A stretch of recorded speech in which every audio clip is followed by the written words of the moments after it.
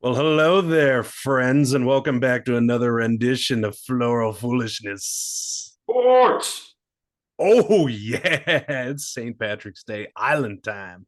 On Floral Foolishness, we debate current topics Sports. inside. Yeah, we do that. Inside the world of sports and society all around it, no matter how unbelievable or ridiculous the topic may be, all while rocking some crunchy island vibe. It's Stoczy with me as always is the Wrangler, Jeremy Phelps. Phelpsy, what kind of tarp you wearing today? I've got, let's see, some volleyball nets and a palm tree, and it's a beach chair. So it's very simple today. Thought I'd go simple for St. Pat's. Yeah, it's not green. No, it's not. Oof. Oof, strike one right there, big guy, but we'll let you do your opening statement anyways. Go for it. Yeah, it's been a pretty calm and slow week for me. I don't really have a whole lot to discuss other than I think the biggest thing that I'd like to talk about here is just simply the fact that some people never leave anywhere their entire life. So there's a stat that like 80% of people die within 50 miles of where they were born. And I just don't understand why. I've been driving through a lot of rural South Carolina lately, and the number one offenders of that are people in like the most backwoods places. Like Clinton, South Carolina is the middle of nowhere. They have a Dollar General and that's it. And or maybe a Family Dollar. I don't know. They're the same fucking thing. Anyway, Whoa. You get your dollar stores right. you come into my Clinton, you get my dollar stores right. I guess I'm just simply saying that, like, I don't understand how some people can never leave small town America ever their entire life for as long as they live. It blows me away. Yeah, I mean, we're very far away, both of us, from where we were originally born. Um, I mean, I was born in Ohio, which by most conspiracy theorists doesn't exist. So It's I'm true. well It's beyond 50 miles from that. like being born on like February 30th. It's not a real thing. Exactly. Yeah. Don't look at my birth certificate. Um, yeah. Yeah. It reminds me of a conversation our old dear friend, the brainchild of the greatest band you've never heard of, Dark Anthem of My Soul, the one and only Eric McPeters. I was on Facebook still, it was years ago. McPeters, he's kind of a world traveler. Good He way to went put it. over to Asia and the Middle East to teach English to Utes over there. And on Facebook, some one of our high school friends like asked him very publicly, "Hey, where are you at now in the world?" Ha ha ha. And he was like Pakistan or something like that, like somewhere very fucking extreme. Okay. And Yeah. then she's like, "Yeah, we made a big move too. We moved to Malden." For context, that's 15 miles from where we went to high school. Yep. Tops. If that. It's like suburbs of Greenville instead of just in Greenville. Yeah. So like, man, just the tone deafness of it. Even if you're trying to be funny there, it's She's tone deaf. in those scenarios. I don't know. I got told the other day that I don't understand feminism because a woman said that nepotism is a good thing, and instead of giving a job to the best candidate, you should give it to somebody you know. And somehow I'm not a feminist because I don't agree with that statement. So small town thinking is it's a real thing. It's a real problem. Are you sure they weren't just doing like their SAT word of the day or whatever? I Like, mean, I felt like it in the middle of it. I that I'm the asshole and that I need to better understand what people in this world are going through. So yeah, that's a real life thing that happened to me. and you So need to hire nepo babies. That's all it is.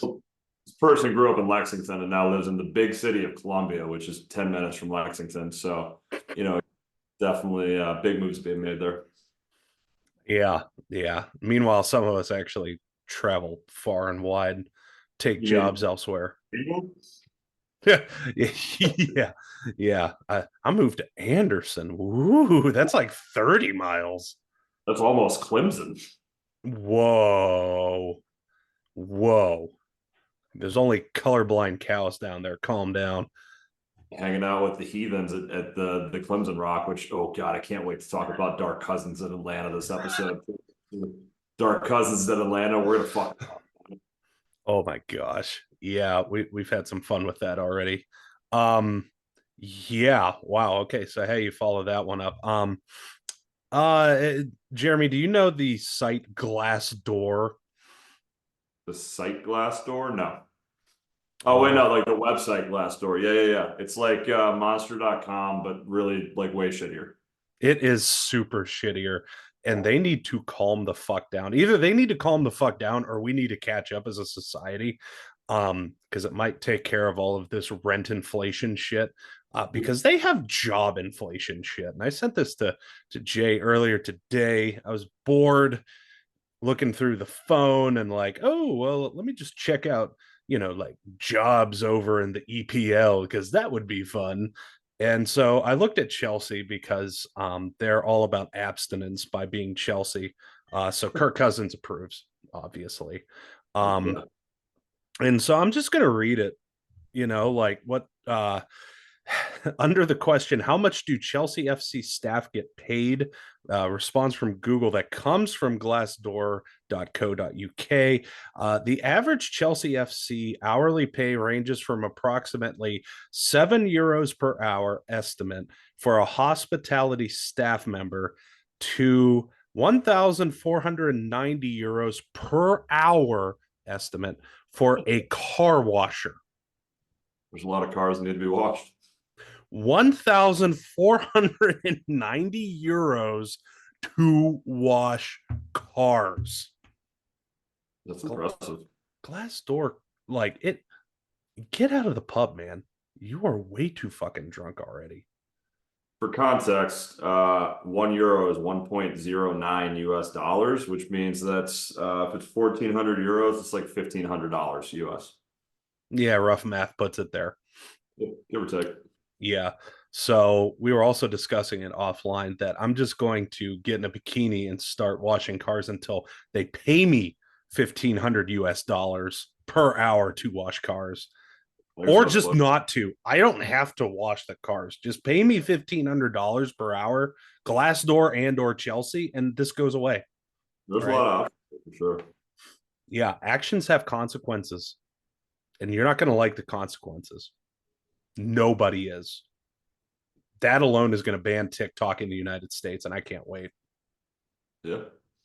We're going to break it, just like Wreck It Ralph. Let's fucking go. But I can tell the Wrangler, he is jonesing right now to talk about some of his foosball. We got Russ heading to the Pittsburgh Steelers. We got Kirk Cousins and his brother Dark Kirk Cousins to spread the gospel to the heathens of Hotlanta. Saquon to Philly.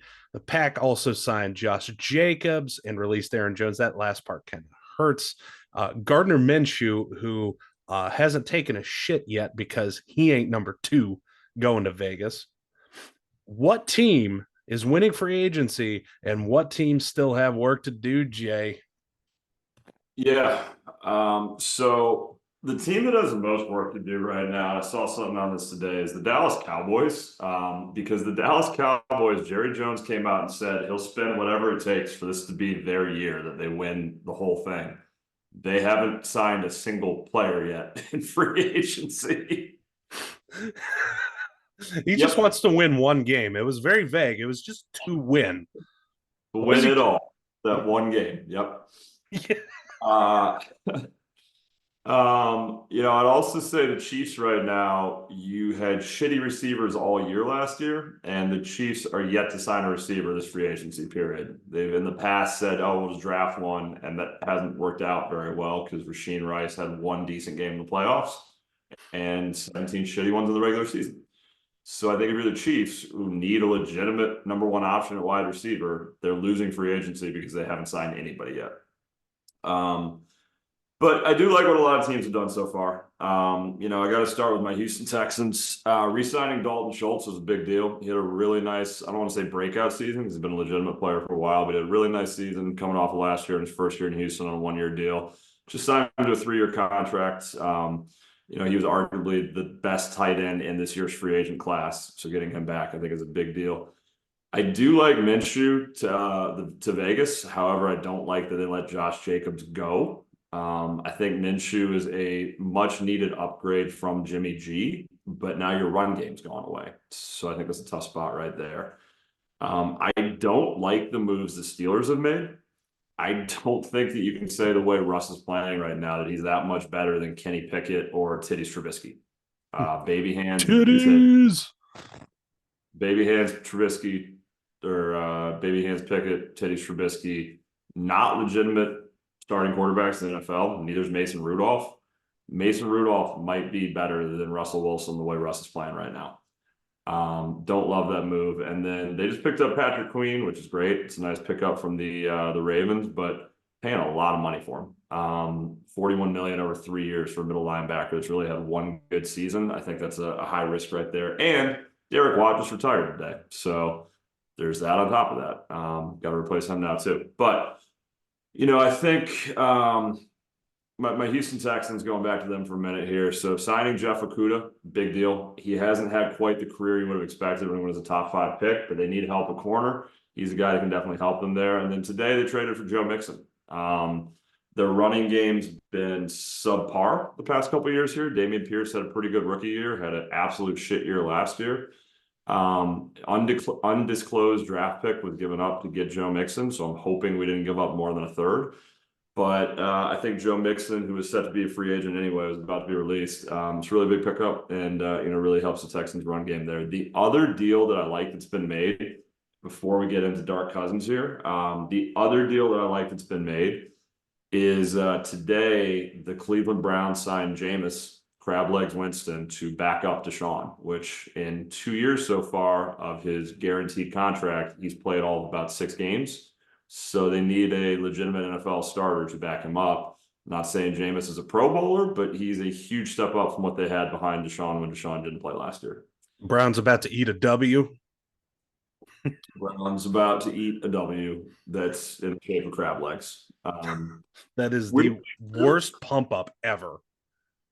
Weirdly, too, under the radar, the Panthers are actually having a really nice offseason right now.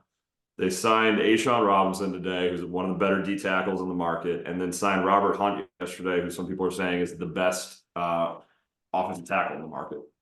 I like what the Packers have done, but I'll let you talk about them with that being your squad. I'll just simply say that Dark Cousins to Atlanta, I think, makes a lot of sense. I think the Falcons are built very similarly to the way the Vikings are built. I think they have a legitimate run game there. I think Bijan Robinson probably went a little bit too high at 9 overall, but I think he is a legitimate running back in the league. And I think that you put a good quarterback around, Cordero Patterson can get back to his old Pro Bowl form of playing everywhere as well. I think him and Bijan are very similar players. So Dark Cousins, we'll see how distracted he gets trying to preach to the city down there. But if he can, keep his football first, they might be in a halfway decent spot. Yeah, this is going to sound weird, but I don't like the move for Atlanta picking up Cousins. Why is that? Only because it's a bigger metro area with more distractions, and I just look back to Cousins' early career before he got to Minnesota. He seemed distracted. He was good. Yeah. Don't get me wrong, but he was hella good in Minnesota. See, I'd almost go the other way with it and say that because of all the distractions, that makes Kirk a better fit there because I don't think he'll get distracted. He's a family man who doesn't have a life outside of football. He just sits at home on Sundays and lets his wife pick out his khakis for him. Like, it's different than bringing in like Jameis Winston there, who's going to get distracted by everything there is in Atlanta the way he did everywhere else he's ever been. I don't know. Like, what if Atlanta tempts him, though? What if we get the full Dark Cousins coming out? He stays up until like 9:15. Yeah. Yeah. You know how much that 15 minutes is going to fuck him up on the field? I'll tell you, today I left practice instead of taking the car home. I got on this thing called the subway. It's underground. It's closer to hell. It's underground. It is closer to HE double hockey sticks. And I'll tell you what, there was a lot of people on there who were very undesirable. And I don't think they went to church. The Marta line is going to bring down the holiness that is Kirk Cousins. Marta is One person got on. He didn't even put his $3 into the machine to get on. He just jumped on and then jumped off without pay. It is everywhere. He's gonna like discover the greasy food that's around Atlanta too. He's gonna discover the varsity and be like that one kid out of Kentucky who was like 600 pounds, got drafted by the Giants a couple years back. Forget that guy's name. That's exactly what's gonna happen. But like Jameis, you know what's coming. Dumb, dumb is coming. You're going. Oh, go for it. I just hope that Kirk winds up. So Magic City is a big strip club in Atlanta that all like the rappers go to, and like the NBA players, and so they have like the Lou Williams lemon pepper chicken wings there. I just hope that Magic City gives Kirk Cousins his own wing sauce. He'll never actually go because obviously that's like the epitome of sinning. But I would like to imagine that there's like a Kirk Cousins teriyaki come next season. No, it's got to be like the whitest sauce, you know. It's like pepper mayonnaise. Yeah. Parmesan, the Parmesan wing. Oh yeah, and then spicy Parmesan, which is literally just pepper and Parmesan. The Dark Cousins spicy Parmesan and the Kirk Cousins Parmesan Yeah.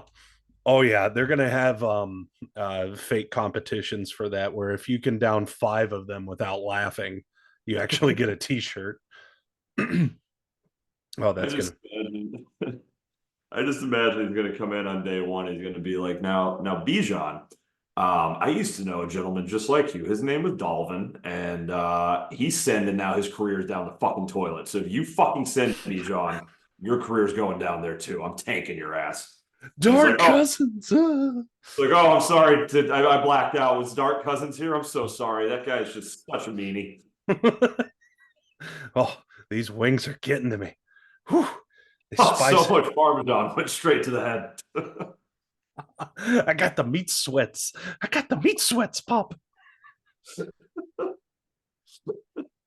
Was walking down the street in my new hometown of Hotlanta, and some gentleman just came up and asked me if I'd like to smoke this marijuana cigarette. And I said, wow, I have never been so appalled at a question anyone's asked me.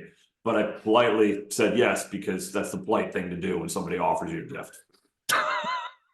Now I've never been so messed up in my life. It's like I had like 8 Parmesan wings after 9 p.m. and now I can't go to bed. Whoa, his wife is gonna be pissed. I'm gonna sleep in late tomorrow, babe. Sorry, I'm gonna get up at 6 a.m. Oh gosh, Kirk Cousins never change. I'm really glad he's with a squad that I can actually kind of pull for him for too. Agreed. Yeah, so I'm really excited about that. I'm not excited of where Aaron Jones allegedly went to, which the Vikings. Vikings. Yeah, so stayed in division. I mean, it's like damn near the same system. Son of a bitch. But Big running back day today. Because yeah, not only that, but Mixon got traded. Derrick Henry decided he's signing with the Ravens. oh geez. Mm-hmm. Yeah, the Ravens are going to be fucking stacked. Holy shit. I mean, like, they're just going to run the triple option on people at this point. Like, what are you going to do? Anyway, but yeah, now when you've got Derrick Henry running downhill on the triple option. Yeah, good fucking luck with that. Yeah. Yeah, okay. So I don't recognize my Packers. I don't know what this is. This whole let's sign a free agent thing. I don't get it. I don't what what do I don't know what to fucking do. I just what do I do with my fucking hands? What is going on? Who the fuck are these Packers that were actually going to sign a legit as fuck running back? And holy fucking shit, Dom Capers, hold on to your asshole. But we actually signed a safety, Xavier McKinney. What? Holy fucking shit.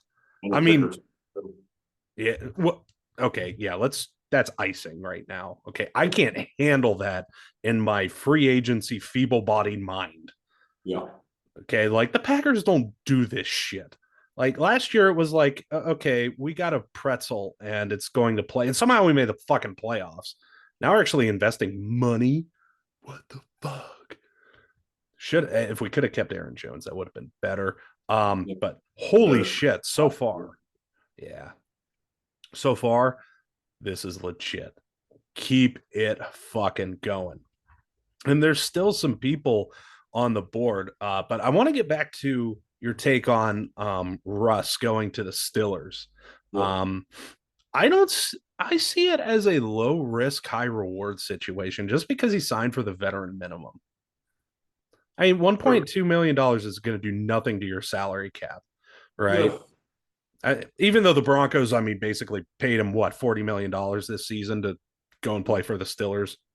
Essentially. So then do you still draft a quarterback this year if you're a Steeler? You have to, right? I don't think so. I think you still stick with Pickett. I mean, when he's in, he's okay. When he's not beat to shit, he's okay. Yeah. I mean, really, you just need to worry about your offensive line, which is weird to say for a Stillers team. It's true. Yeah, well, there's still all kinds of options out there too for offensive line, especially tackles and such. You got halfway decent tackles at least, like Trent Brown. Let's look at the guys who are out there. I can't help but wonder if like Gardner Minshew or Jameis Winston would have been a better pickup for the Steelers than Russ. I don't know. Well, I don't necessarily think the Steelers were looking either, though. That's the thing with I think it was just who is going to actually take Jameis Winston or not Jameis Winston, Russ after the past couple seasons he's had in Denver. Who would have touched that? Nobody. Nobody to be a starter. I mean, you might have gotten like, I mean, the Jaguars just traded for Mac Jones to be a backup. You might have got a team to bring him in to back up somebody young in case somebody young fucks up. But yeah, no, I hear it. Well, I mean, they're saying that Mac Jones is going to be a great real estate agent. So Miami's a hot market, man. It's true. Viva Jacksonville. Miami for basketball. No, Jacksonville. Oh, Jacksonville. I thought you said for basketball. All right. No, backing up T. Lawrence. Oh yeah. Yeah, I'll never pull for that guy. He's got the No. most beautiful hair in the game. Yeah, and he's got the most busted ass rock as a college mascot, so have fun with that. Yeah. God, how lame is that quarterback room? That's terrible. Him and Mac. Yeah. I can't get past the fact that, I mean, going back to the busted rock for a minute here, in a perfect world, I don't even remember who the Falcons hired as their head coach because I know they fired Arthur Smith, but whoever they hired, you know who it's not. It's not Dabo Swinney. In a perfect world, I hope Dabo's like, Atlanta's basically Clemson. It's right down the road. I'm going to coach both this year. I'm going to coach the Clemson Tigers and I'm going to coach the Atlanta Falcons because Sunday's God's day, but I do love to worship money.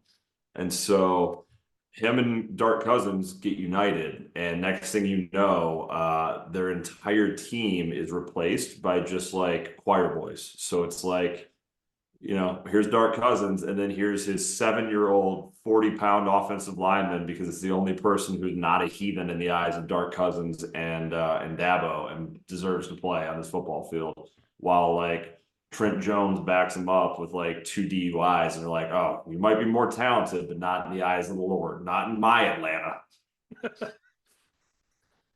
It's just the team of redemption stories. So they got Doug Flutie on there too, Yeah. Yeah, but Raheem Morris is who you're looking for. Raheem Morris. Yes, Raheem Morris. Just got another head coach who just hasn't found it out yet. Ugh. A head coach who just, got fired from being a head coach in other places and now is back again because somehow they think it'll be better. Mm, yeah, not so good. Not so good. But Well, yeah, but no, I mean, seriously, just going back to Russ for 2 more seconds. If it works, this is the move of the fucking off season. without a doubt. I mean, that is such a stacked freaking division that even his mentorship of young Kenny Pickett can go far in a year. So I don't overlook this. Yeah. Because I mean, it could be worse. You could have Jameis Winston in there talking about eating W's and stealing crab legs from a Publix. I don't even think they have Publix in Pittsburgh. Yeah, crab legs. Eat you a W, boy.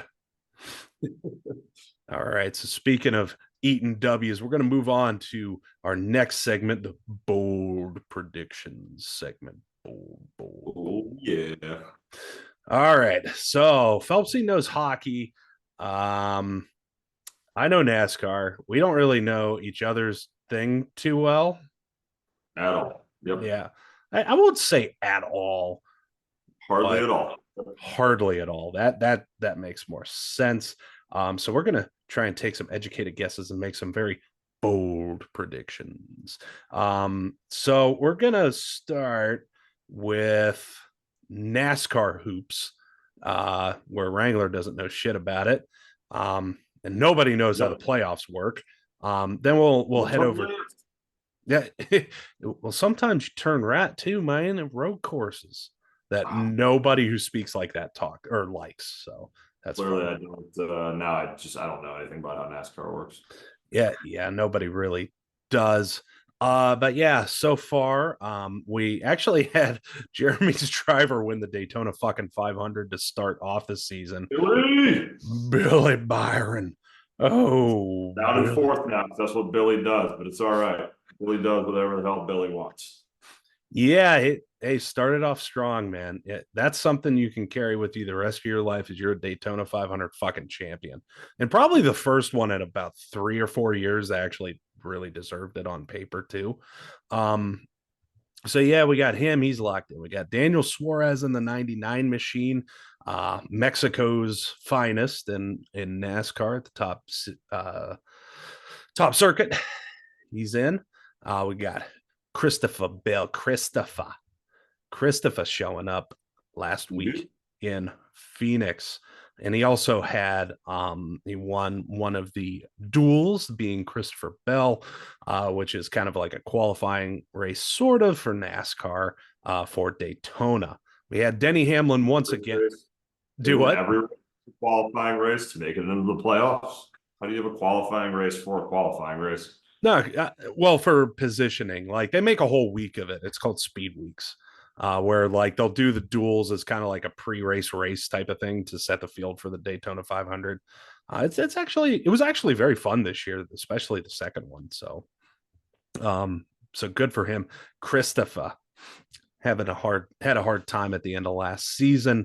Had a mechanical issue take him out in the championship race in which Ryan Blaney won.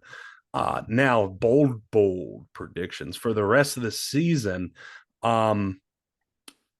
We're going to see a lot more of a one Mr. Ryan Blaney. Oh, and I also forgot to mention Larson winning out in Vegas too. Points, Ryan Blaney, 151 points. Blaney is last year he was still in his Jekyll and Hyde mode to start off the season, where he would run really well, then he would get wrecked, then he would get mad and wreck himself, and things weren't jiving. This year, he is running very, very consistently, very similar to how Chase Elliott back in 2020 was running before he went on his championship run. So definitely you're going to see the 12 there. Who you're not going to see, I think, in the playoffs is on staying in the same team of Penske. Number one, I don't see Austin Cindric progressing at all, which makes me happy because if you look at that guy, he looks like Patrick fucking Bateman, and he wants to murder you and stick your head in a fridge. And he knows how to drive faster than you. It's not a good combo. No, it's not. No, it's not. But you were talking about nepotism earlier. That was a Nepo hire by Penske being related to. Yep. So there's that. And then you have Joey Logano, who looks completely and totally lost on the track this season so far, especially last race at Phoenix, where, I mean, he won a championship a couple of years ago. Not good for the 20 team, not looking great there. Or did I say 20? I meant 22. Yeah. Christopher is the 20. Christopher. I think once again, you're if you watched, I don't know, have you watched the NASCAR, whatever it's Drive to Survive counterpart on Netflix or anything like that? Have you seen it? Okay. So they're trying now to actually make this series a thing, which I kind of like. It's fun. But what they did last year was they were like, okay, NASCAR Drive to Survive. We're going to look at the person who's never won a fucking championship before, even though he has a fuck ton of wins. It's Denny Hamlin. And then he was like, he got injured and then didn't even make it to the show again. Yeah, I mean, he's a great driver. He's going to make it into the Hall of Fame over 50 wins. I mean, the guy's great, but sucks to suck. So they followed him and they followed Bubba, who actually made it a little ways into the playoffs. Um, Sometimes looked lucky, but this year I think he's looking consistent again. I think he could sneak in like a 15th or 16th spot for the NASCAR playoffs. Denny will be somewhere top 8. But we'll fizzle out at the end. Another person I don't think is going to make the playoffs is Kyle fucking Busch. This year he has started slow. Last time I said that was when he broke his leg at the Daytona 500 years ago and then ended up winning the championship. So there you go. Put some money down on the 8 machine of Kyle Busch to win the championship just because I said he wouldn't. Currently in 11th place. Yeah. Fair. Yeah. Yeah, I don't think just seeing him run and he's very frustrated with his team all of a sudden. So who are some of the other big guns? Stuart Haas Racing. Kevin Harvick retired from there this year, and so you have basically a bunch of nobodies and Noah Gragson. Noah Gregson's probably their best shot, I would say, at making the playoffs at this point in the season. He's had a couple of good runs, could probably squeak out a win at some random offshoot track, but don't see Stuart Haas really returning too much. And then coming back to Hendrick Motorsports for my boy, Chase Elliott. Chase is running well and finishing shitty. That's his season so far. And really, he's got to get over this shit and finally pull one across the line in a decent spot. He was running well in Phoenix. Strategy fucked him over, which obviously isn't his fault if you know anything about the NASCARs. That's a crew chief type situation, but he got fucked on a good day.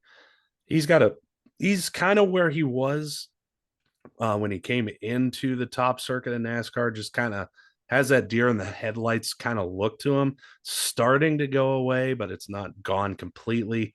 Same team, Alex Bowman, broke his back last year in a non-sanctioned NASCAR race. It's going to be tough for him too. That confidence there isn't back. And Hendrick Motorsports, I mean, Jeff Gordon has gone out of his way to say we're not going to help these guys at the end of last season. This season, with 2 of his racers already in the playoffs, we got to shift some resources around and figure out how to make the 9 and the 48 actually make it into the show too. It should happen. They're both great drivers.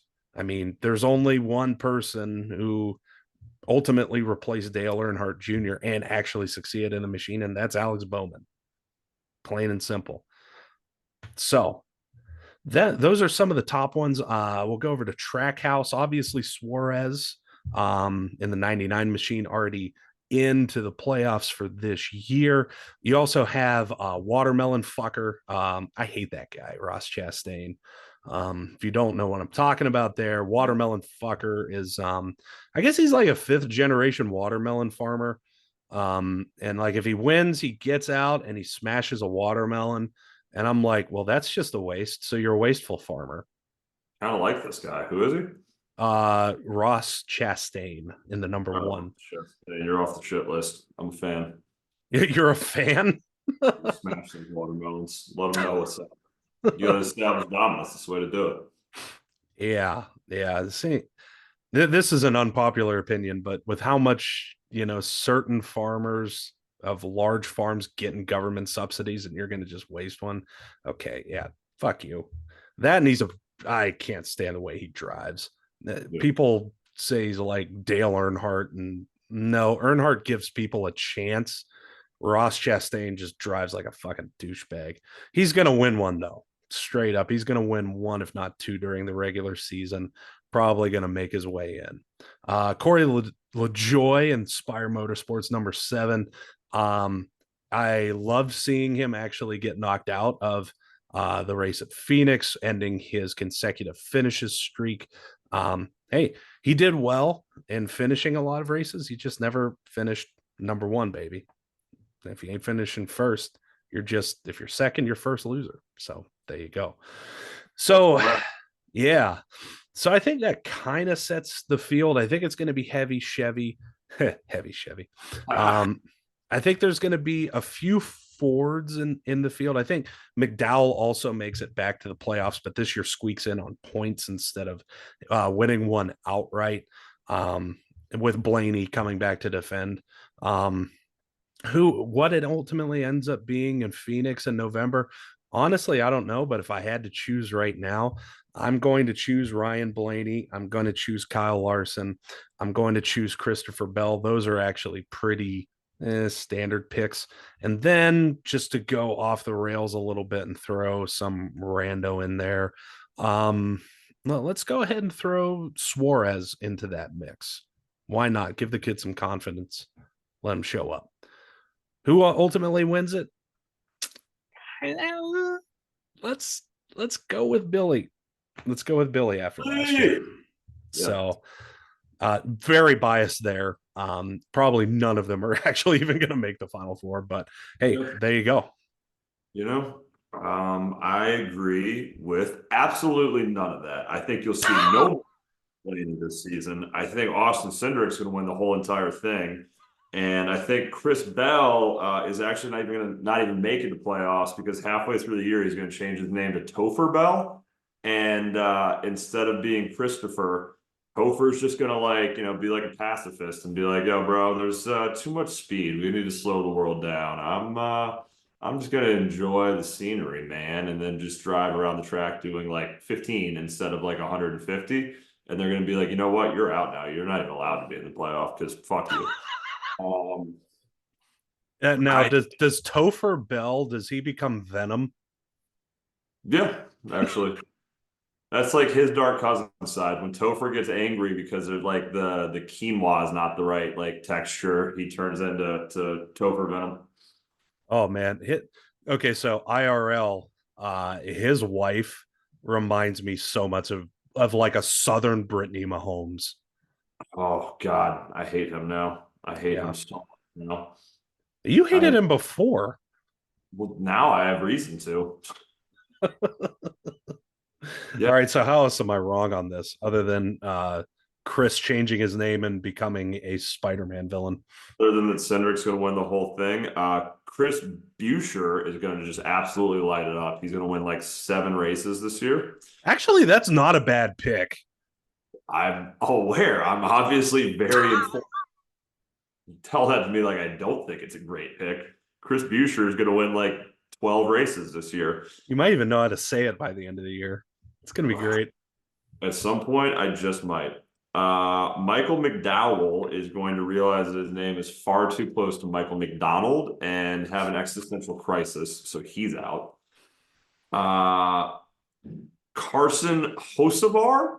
No, don't do it. Hosevar? Hosevar. Hosevar? Yeah, Uh, don't. he's in, but he's gonna be the first guy out.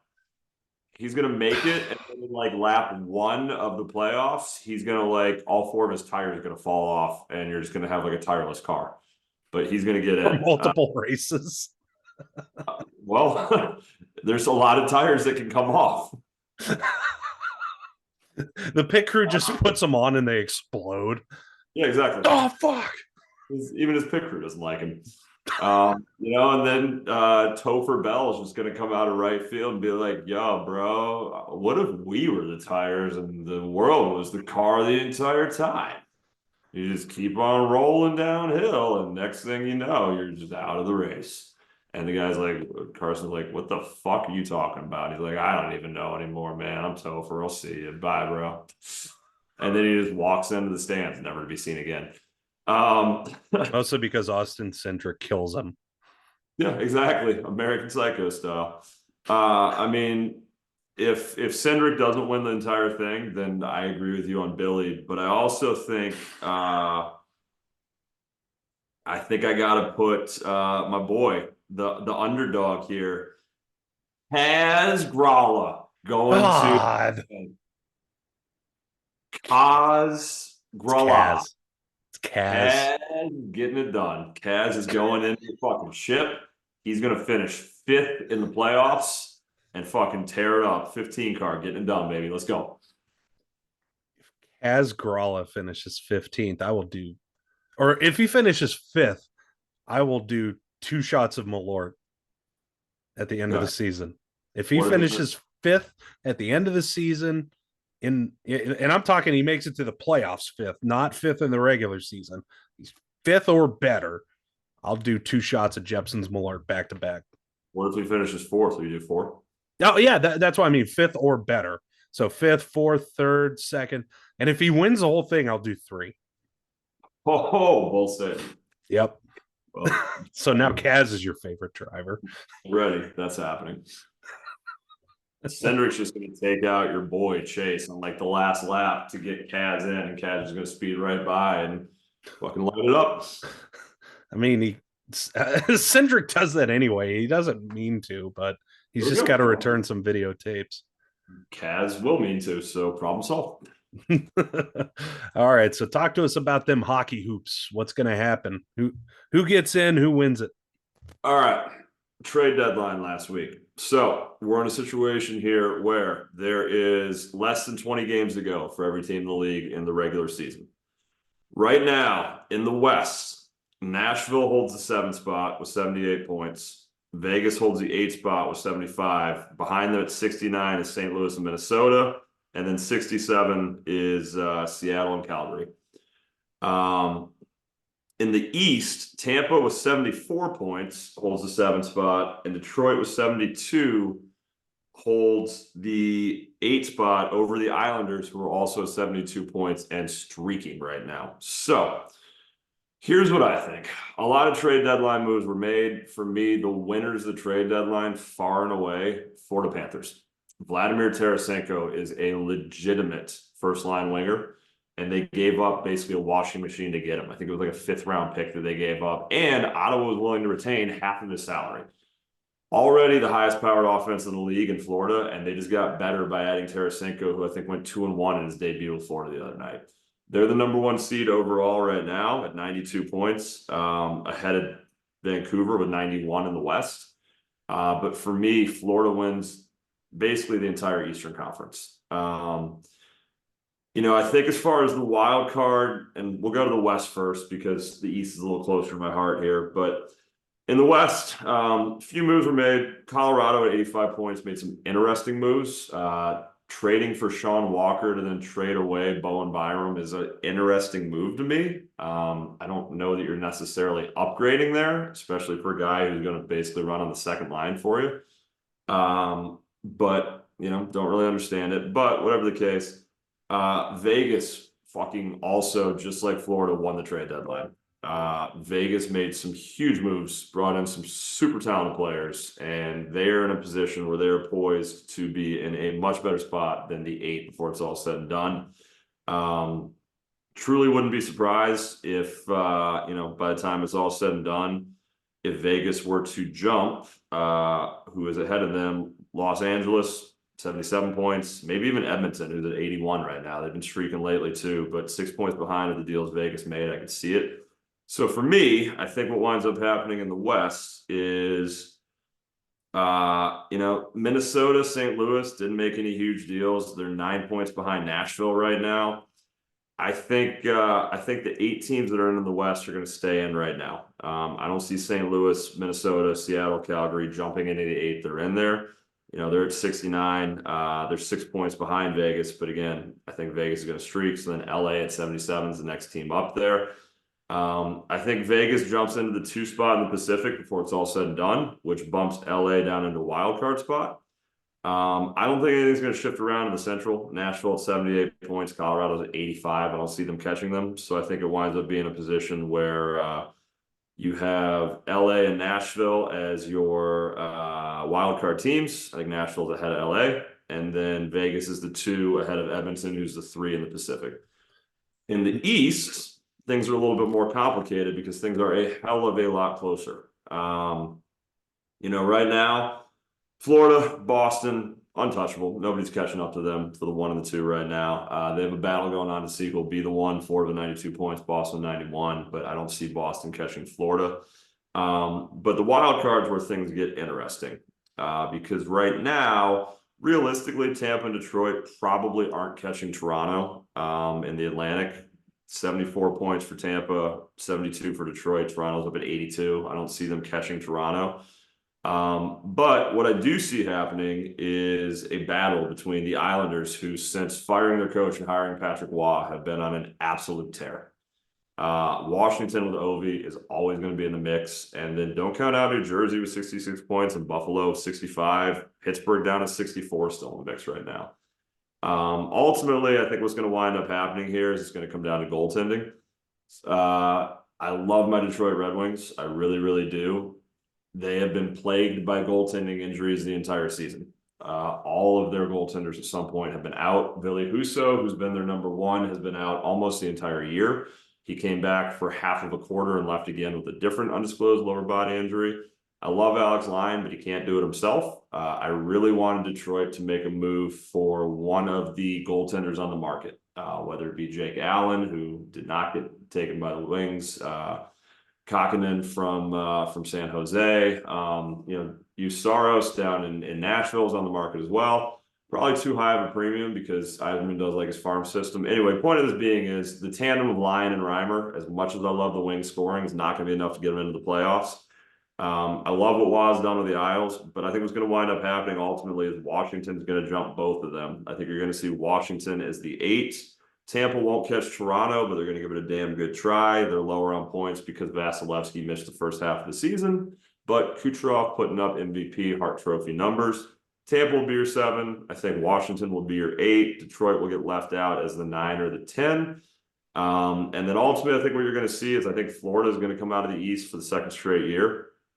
I love Vegas and the moves they made. I think it's hard to say they won't come back and play Florida again.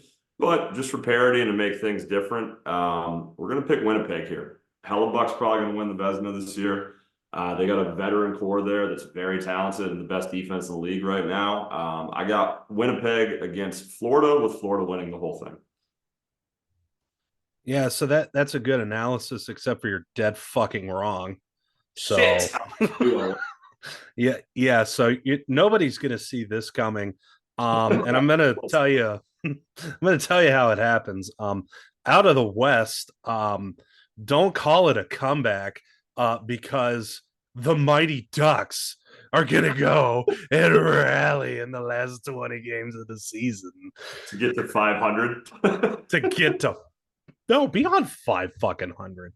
What are you talking about? They're going to be 43 and 38. They're going to go on a fucking heater to end the season, baby. Fucking miles and miles of goddamn heart. And you want to know why?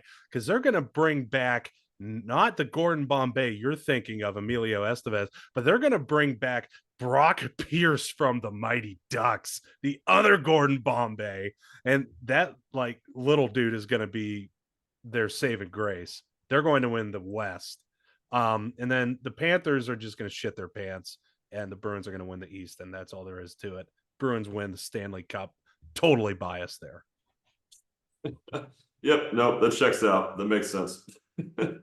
Yeah, Swayman's finally going to get his goalie fight against whoever the fuck the Panthers douche canoe is.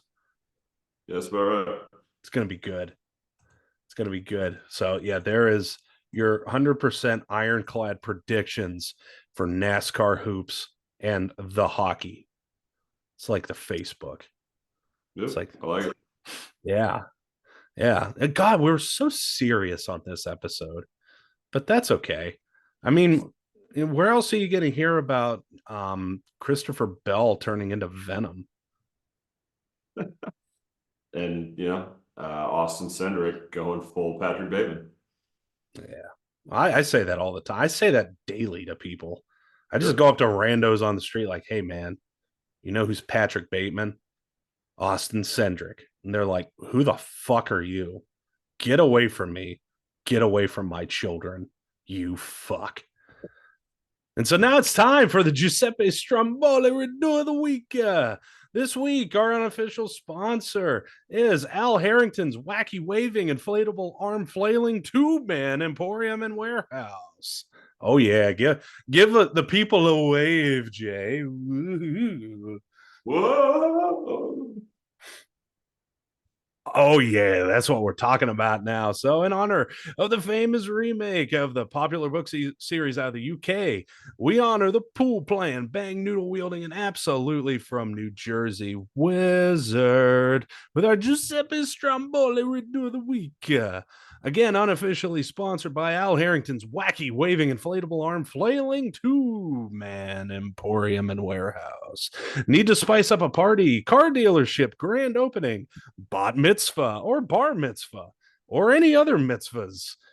What better way than with a wacky waving inflatable arm tube man?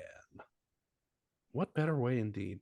This week, we head to the wannabe New England state of Connecticut, that's just eastern New York, where a group of students has petitioned the state government to replace their, quote, voraciously predatory state insect, the praying mantis.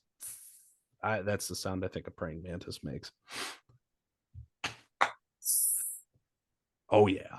These students claim that as it is not only not native to Connecticut, but also causes destruction to ecosystems it is placed in, that this insect should be replaced by a species native to Connecticut, such as the, quote, autumn meadowhawk dragonfly or the spring azure butterfly.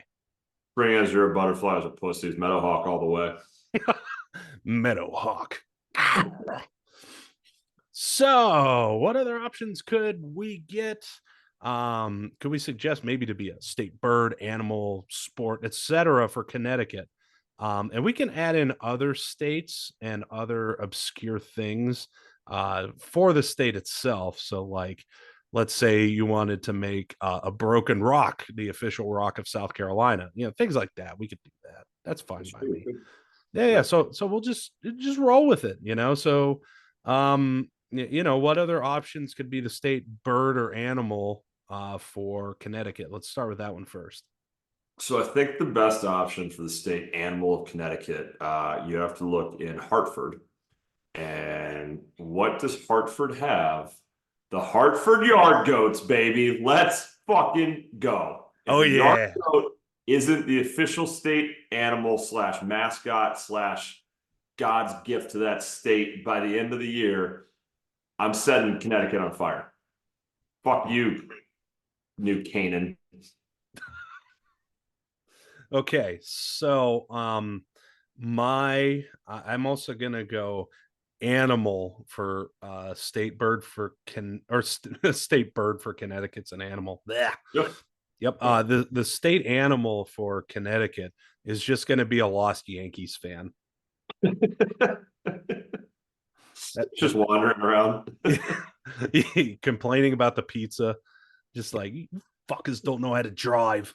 Yeah. That'd be it. And for state bird, the Roadrunner. Why? Because Connecticut just steals from New York. So why don't they steal New Mexico's state bird? Why not? Apparently, they're saying that the mantis isn't even indigenous to Connecticut, so apparently, not even any things are indigenous to them at this point. Right? Do you have a state bird for Connecticut, or is it also the yard goat, which I think we could take here? I think mine would be a toucan. Yup, the Connecticut toucan. Connecticut toucan. Let's fucking go. But you didn't even ask my reasoning why. Come on, we're dropping the ball. We're not doing our research right now. I have very sound reasoning behind this. Well, let's hear it then. All right. So, Yale University, the Bulldogs are in Connecticut, New Haven, Connecticut. Uh, Yale University is a place that a bunch of very rich white people and smart Asians go.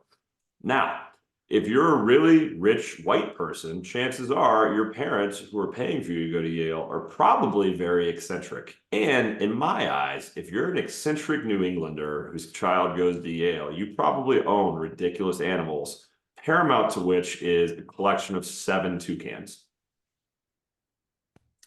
The logic's there. It stands up. I can't even. How are you going to fight that? You can't because you know I'm fucking right. I know you're fucking right. However, I'm going to throw something else out at you because it's also native to Asian places. It is currently the state bird for South Dakota. You might know it as the ring-necked pheasant. That was my guess too. I should have said it. You should have said it. You were right there. Yeah. So I think Connecticut and South Dakota are about to have a war over this bird. New Mexico is going to jump in to take back the Roadrunner too, baby. Fucking right. I'd like to throw out another option for the state animal of Connecticut. Okay. I think Caucasians are the state animal of Connecticut. If you've ever been to New Canaan, there's a lot of fucking honkies there. And or Greenwich or Darien. I think Caucasians, just as a species, make sense to be the state animal of the state of Connecticut. Yeah, I like that. Okay, so how about this? I'm just gonna find some random ones, like random state symbols, random state things, for random states, and then we just tell everybody why they're wrong. Okay. Yeah, I can start us off because I got one here. Oh, okay, go for it. We're gonna play a guessing game here with this too. All right, so you tell me, what is the official marine mammal of Alabama? Do I have to? Take a guess. A crappie. God, you're so fucking wrong. It's not even fucking funny. It's obviously the West Indian manatee as of 2009. What? Now, why is that wrong? That's wrong because West Indian manatees don't fucking live in Alabama. They live in West India. What should the state mammal of Alabama be? Noodling catfish, obviously. Yeah. Like a normal catfish, there's just like a guy's arm sticking out of his mouth. Yeah, I'm gonna go with my crappie for that one just because they're all over the fucking place. You know, I used to see like these giant fucking boats out there just fucking murking crappie in the middle of the night. It was fucking gnarly.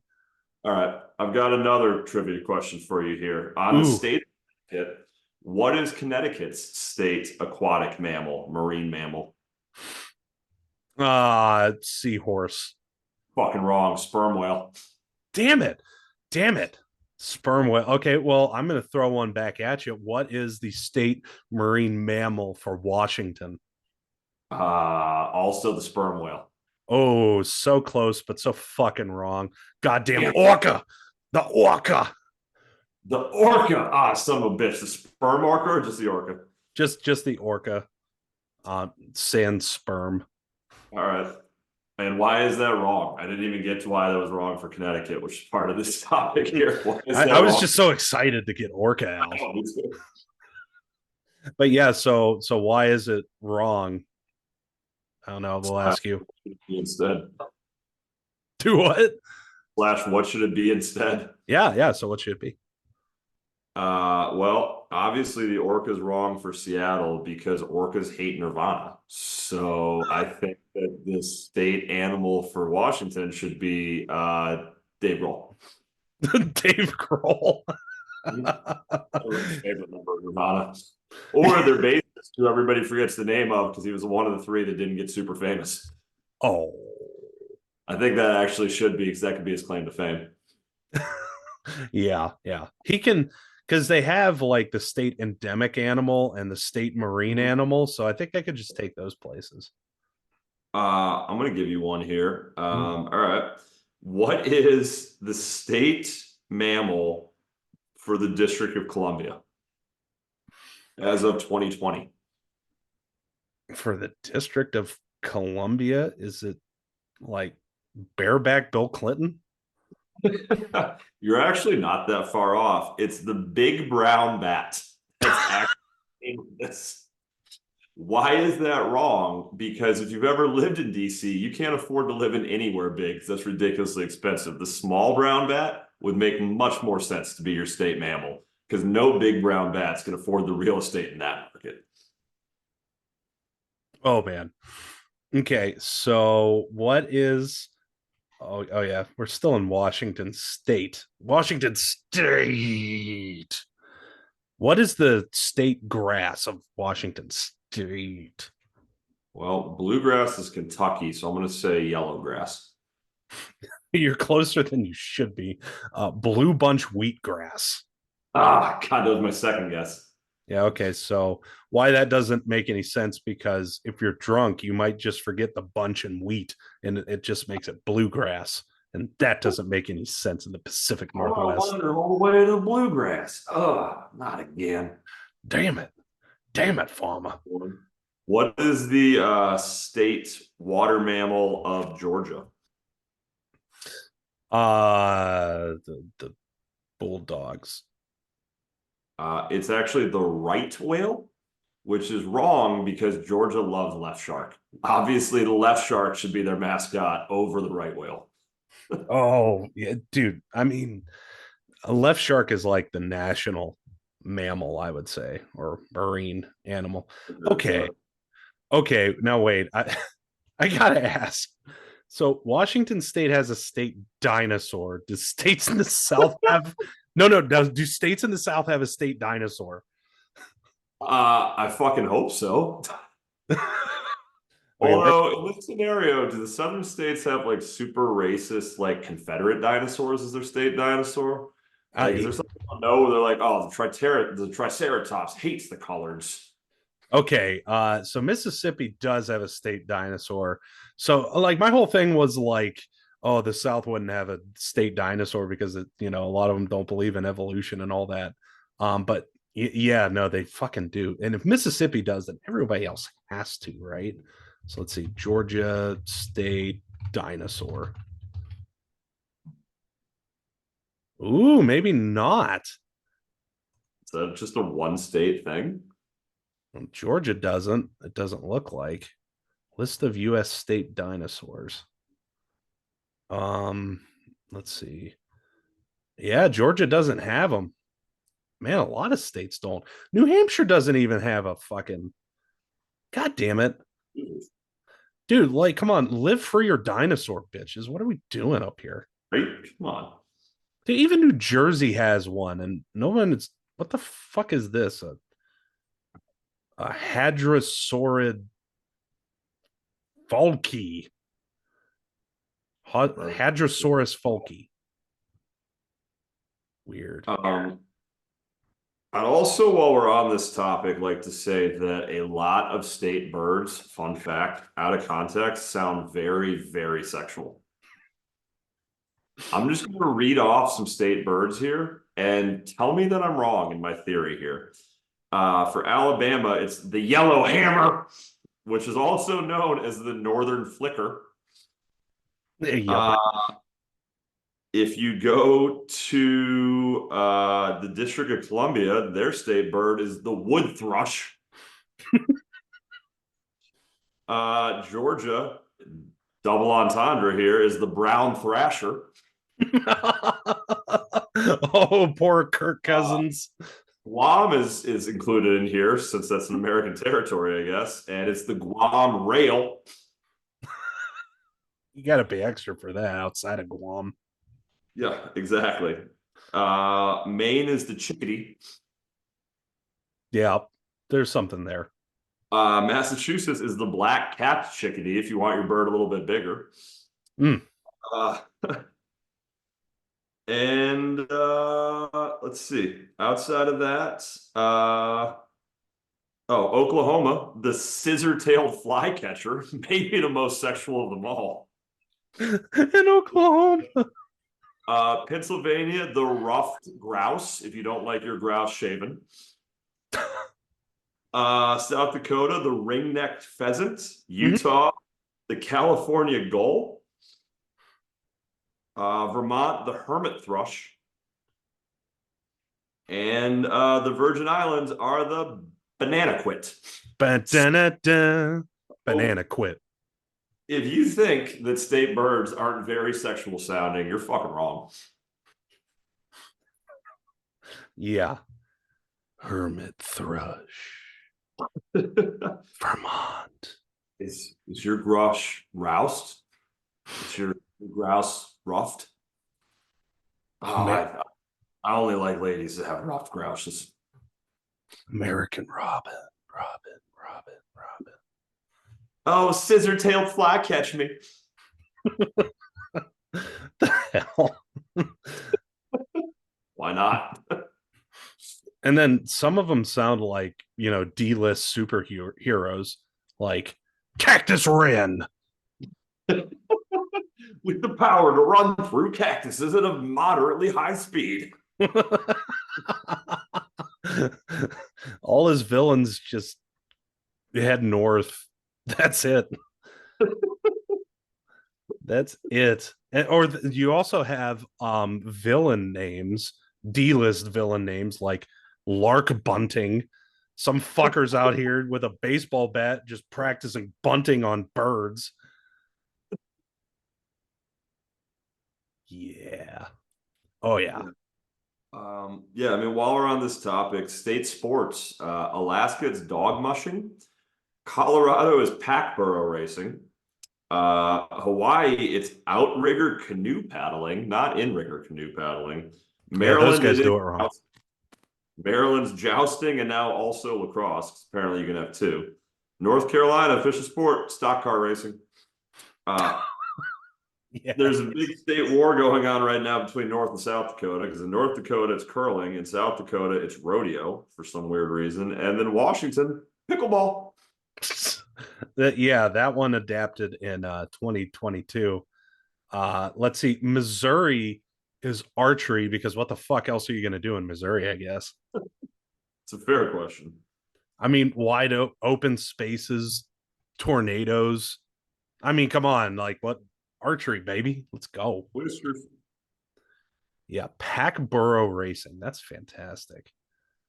It's pretty Jousting. good. Yeah. Yeah, I guess jousting just doesn't, do it for the youths anymore. I agree with that. I don't think it does. No, okay. So to wrap it up, um, joust match. Who is like your noticeable athlete joust match? Who wins and why? It's a great question. All right. I think for me, the noticeable athlete joust match. I like this question. I think it's William the Refrigerator Perry, but he's on a elephant. No, he's on a house cat. Uh, against Mini Me from Austin Powers, and he's on an elephant. All right, who wins? The elephant, obviously. I don't think. The elephant just crushes all of them before it even begins. Exactly. I Yeah. also think a great noticeable celebrity would be Mini Me again, but now he's facing uh what's his name from Game of Thrones, Tyrion. Uh and Why am I both of them forgetting? are riding Great Danes. Peter Dinklage. Yeah, there it is. There it is. But they're both riding Great Danes. Oh, Jesus. That's awful. um yeah, I think mine is just gonna be Pete Davidson and Jake Paul.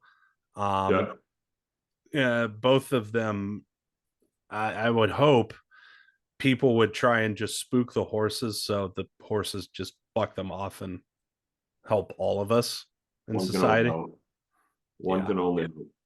Yeah. So Iron Mike, we're still pulling for you, baby. Still pulling for you. I'd also like to see Stone Cold Steve Austin on a horse. And he's going up against, also on a horse, LeBron James. All right. I think LeBron wins that one. I'm not gonna lie. Depends how many beers Stone Cold's had. Well, hey, LeBron could flop too, which you can't really do in jousting. No, it's pretty hard to flop. If anything, your horse would have to flop, but I think you still lose then. So that's how Stone Cold beats LeBron James. Is LeBron James flops? No, his horse flops. No, fuck that. Fuck that. LeBron flops somehow and take. Well, if he took the horse down with him, that might hurt the horse. I don't want I that. just see them in this scenario that they're like coming together and they're like 10 feet apart, and then LeBron just like falls off. He's like, oh, I'm hit. Oh, you hit me. You hit me in the head. You can't do that. We said no headshots. We established that ahead of time. Yeah. And then Stone Cold just stands over him, cracks a couple of Coors Lights, and just fucking goes to town. Yeah. Oh yeah. And that's how you end one of these episodes. Our ninth one, in fact, of Floral Foolishness, Sports. where it's always island time, and for a little bit it's St. Patrick's Day. So we hope you have a good one. Designated driver, don't be dumbasses. Thanks for joining us this week.